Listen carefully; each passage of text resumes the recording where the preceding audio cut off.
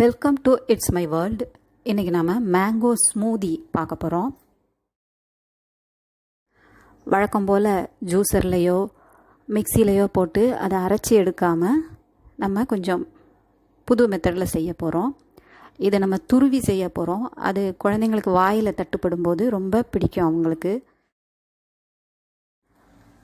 இது எங்கள் அம்மா வீட்டிலேருந்து வந்த மாம்பழம். ஒவ்வொன்றும் ஒவ்வொரு சைஸில் இருக்குது. வீட்டு மரத்தில் உள்ளது. அதிலிருந்து பழுத்ததாக நான் எடுத்துருக்கிறேன். நல்ல கலராக இருக்கக்கூடியது இது.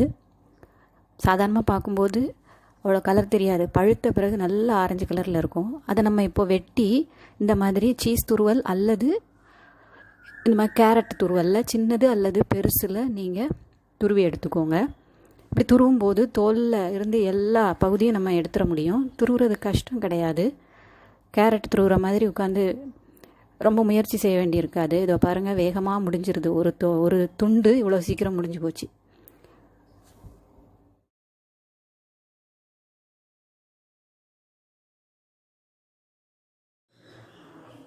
அந்த தோல்லேருந்து சுத்தமாக வெளியில் வந்துருச்சு எல்லாமே.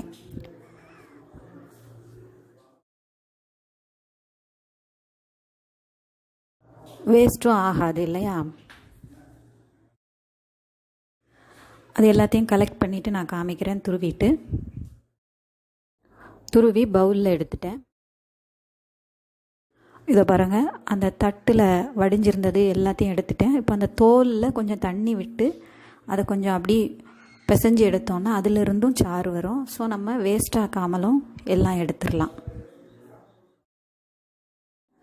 கையை நல்லா சுத்தமாக கழுவிருக்கணும், அது ரொம்ப முக்கியம்.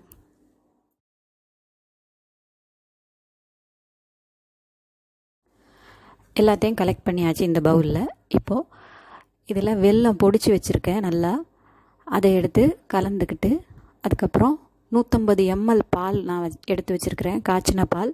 அதையும் சேர்த்துக்க போகிறேன். பால் நீங்கள் எவ்வளோ வேணால் சேர்த்துக்கலாம் உங்களுடைய தேவையான அளவுக்கு. நான் இப்போ செஞ்சதில் கொஞ்சம் தண்ணியும் எல்லாத்தையும் அலசி ஊற்றின தண்ணியும் சேர்த்து எனக்கு 3 டம்ளர் வந்துச்சு, 3 கிளாஸ் வந்துச்சு. அதில் மாம்பழத்தோட பல்ப்பு தெரியுது பாருங்கள். அந்த மாம்பழம் நல்ல பிரைட்டான எல்லோவாக இருந்ததுனால பார்க்க நல்லா கலர்ஃபுல்லாக இருக்குது. இப்போ நான் அதில் ஜல்லடை கரண்டியால் காமிக்கிறேன். அதில் இருக்கக்கூடிய பல்ப்பு எப்படி இருக்குன்னு பாருங்கள்.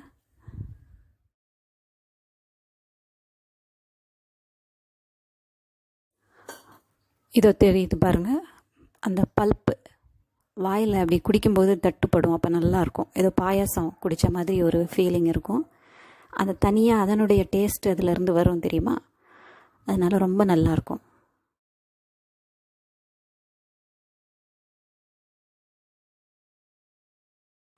ஏற்கனவே சொன்ன மாதிரி தேன் சேர்த்து சாப்பிட்டாலும் நல்லாயிருக்கும்.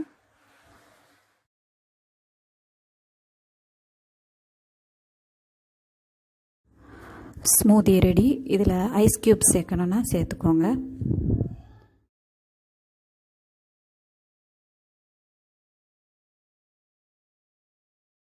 செஞ்சு பார்த்து உங்கள் கமெண்ட் சொல்லுங்கள். பிடிச்சிருந்தா லைக் பண்ணுங்கள், ஷேர் பண்ணுங்கள், சப்ஸ்கிரைப் பண்ணுங்கள். நன்றி, வணக்கம். Take care.